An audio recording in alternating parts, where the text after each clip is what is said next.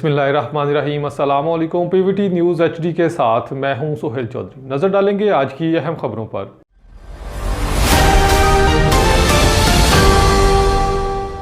Punjab food authority district Bahawalnagar ने साल 2025 की सालाना कारकर्दगी रिपोर्ट जारी कर दी।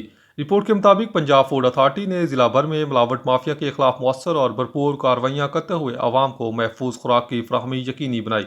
साल 2025 के दौरान ज़िला भर में 21,519 फूड पॉइंट्स की इंस्पेक्शन की गई, जिसके नतीजा में फूड कवानीन के खिलाफ वर्जी पर 9,852 फूड बिजनेस मालकान को वार्निंग नोटिस जारी किए गए, जबकि 71 फूड पॉइंट्स को इस्लाह तक बंद कर दिया गया।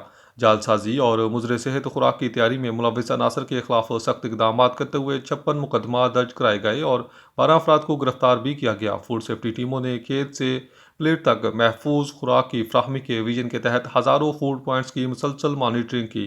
फूड एक्ट की खिलाफ वर्जियों पर 1,885 फूड बिजनेस मालकान पर मजमूई तौर पर 1,90,00,000 रुपए से जायद के जुर्माने आयद किए गए, जबकि ठोस शवाहिद की बुनियाद पर मुतअद्दिद ग़ज़ाई दहशतगर्दों को अदालतों से सजाएं भी दिलवाई गई।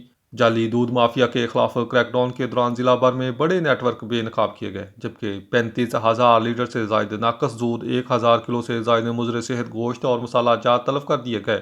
इसके अलावा रिवर्स एंड लाइसेंसिंग विंग की जानिब से जिला भर में 243 नए फूड लाइसेंस भी जारी किए गए। डीजी फूड अथॉरिटी के मुताबिक वज़ीर आला पंजाब के विजन के तहत सूबे को मिलावट से पाक बनाने के लिए इकदाम जारी हैं, जबकि बहावलनगर के शहरियों तक मयारी और महफूज खुराक की फ्राहमी के लिए फूड सेफ्टी टीमें दिन रात फील्ड में मुतहरिक हैं। न्यूज़ स्टूडियो से फिल वक्त इतना ही। मज़ीद खबरों और अपडेट्स के लिए देखते रहिए पीवीटी न्यूज़ एचडी।